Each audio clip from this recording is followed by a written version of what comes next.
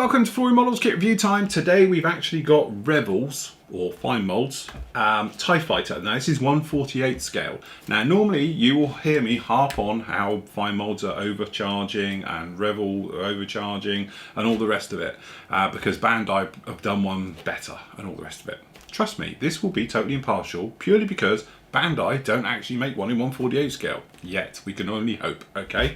But this is it. So this is quite an old kit. It's been around a while. I know lots of people have built it, and funny enough, I haven't. This is one of the kits I have never built. I've done their others, but I've never actually done a 48 scale TIE Fighter from Fine Molds. So, quick history lesson for you guys who don't know. Basically, this is what the Revell call the Master Series. These aren't their snap tight kits and all the rest of it. This is a proper model kit. It's going to take a little bit of work, highly detailed, because actually it's from Fine Molds, and they released these under license from Lucasfilm for years. Unfortunately though, Bandai sort of took the mantle and run off with the rights with it recently, so Fine Molds couldn't do it anymore. So they just did the next best thing, which is to have it reboxed by another company. So Revell of Germany have taken it over, and they're calling it now their Master Series, which is pretty good. The only downside to it is they're incredibly expensive. But today, for a change, I'm going to gloss over it. We're not even going to talk about the price, because this is the only kit in town as we stand right now. If you want to have a 1/48 scale TIE Fighter, this is what you're going to do, okay? So, quick run around the box. Usual thing, Revell got their bits and pieces all over it, but it's the original box art, if you can imagine, down in this part from Fine Molds. Okay, so there we go, talking about one plastical kit in the box. Usual blurb, health and safety, the various bits and things, and then you've got something about it. So it's basically saying that it is, I'm just trying to see what it is down there in all the different things. It's just basically saying about it's the TIE Fighter, you get the size of it. So it's going to be 5 1/4 inches, which is 13 centimeters. It's 43 pieces, I do believe, in white plastic. It's a bit weird how they've done all that. Okay, so there we go, that's it round there. I'm actually looking for a kit number on this one. There you go, kit number is 855092. Okay, little picture of it done. And this one doesn't have anything on the back or anything else like that. So it is in sealed, as most of them are. Okay, so we're just trying to whip down in here, pull off the seal. Unfortunately, the box quality is horrible. They are the flimsiest, nastiest boxes you're likely to see. Can I get in it now, please? Yeah. So as you can see, they sort of fall apart a bit. That will stand there, hopefully. So there we go, in the box, that's what you're going to get. You are going to get the stand. As you can see, it's all got the Made in Japan stickers on absolutely everything, which is quite a nice touch, making sure everyone knows exactly where this came from. Okay, so in the box, we have the instructions. So the instructions are that standard sort of Revell way of doing it. Usual thing, multiple languages, everything else like that. Colour call out, as I say, it's sci-fi, so it's just giving you the generic colours, okay, not the real ones they are. Okay, so starting off down in the usual thing, we're going to start in the cockpit area. It's pretty basic down here, but you do get the TIE Fighter figure, okay, and you've got the side walls, which has all that sort of predatorish writing, as I call it, right the way over it. And then you're putting the sides on, and then the rear plate, okay, and then obviously the pilot in there, and that's his control grip, just down in there.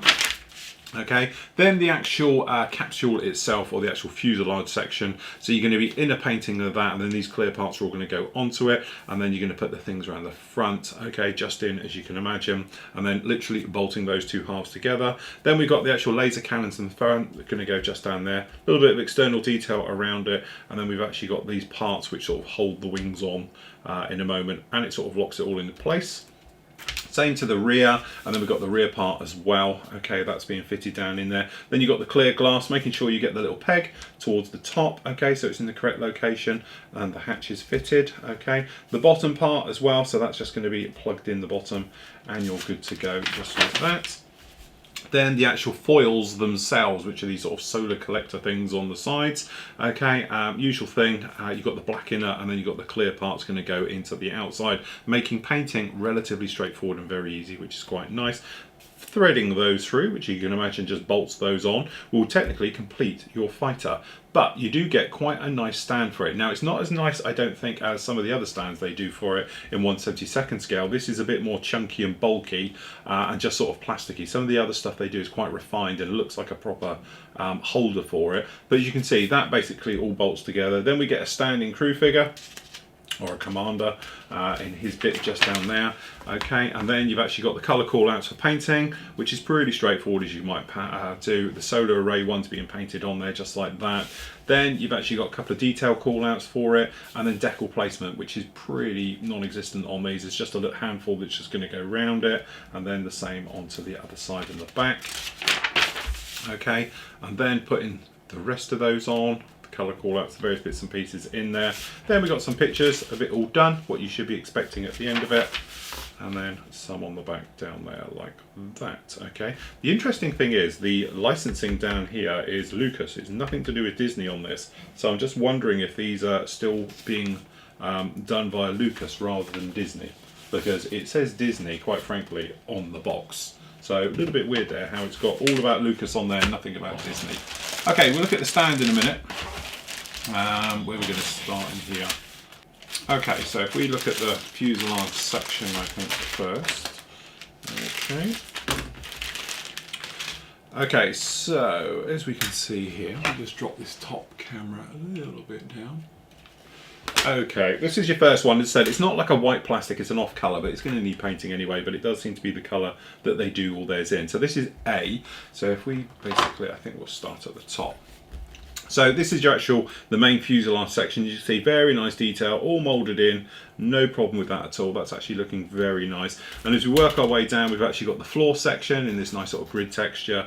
The seat, this is the back of the seat, which is going to go in. This is those side areas, okay, which are going to go in with the sort of, you know, all the writing on it.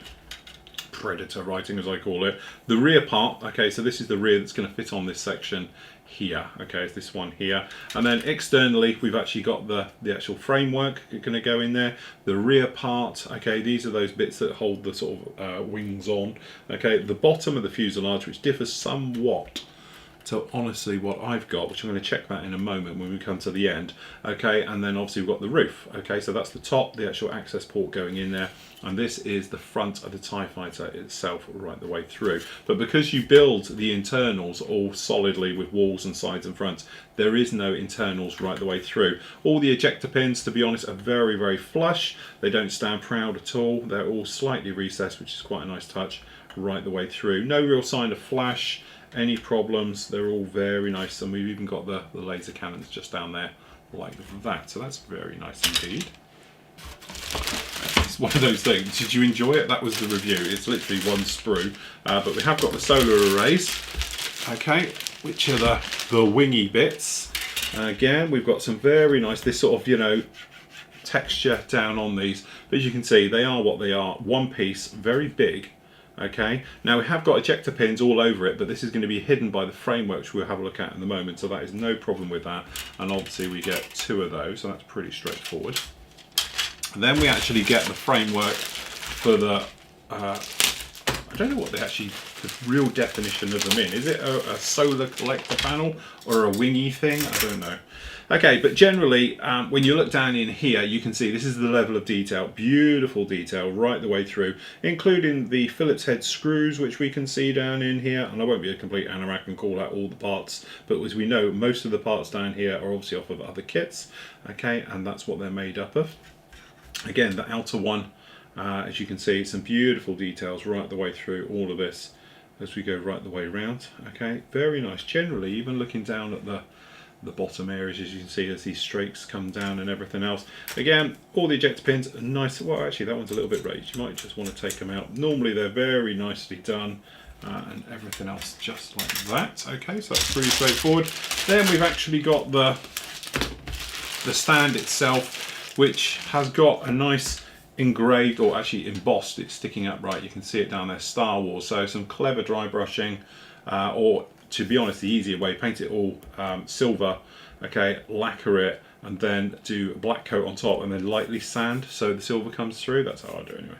Okay, so there we go, that's the stand for it, and there's your two figures. So we've got the seated TIE Fighter pilot, which doesn't look very nice at all. to be honest. It looks a bit ropey, that, if we're honest. Okay, and the commander standing figure, okay, which is pretty nice. Okay, he's all right. TIE Fighter just, I don't know, just doesn't look right. The actual entire thing, it looks like a walrus. Okay, and everything else like that. Okay, generally very nice indeed. Last up, the little decals. So this is what we were talking about. The Predator writing goes inside that side area, which is what you're going to put into here. These are going to line down in each one of these, and it's each one of these as they go through. Okay, so that's how those are going to go in. You could then stick the Star Wars, I assume is completely fitted, correct size to here. So you could do this grey if you wanted to, and then stick the Star Wars writing on the top. Okay, and these are that handful of little decals for the placement ones right the way over it.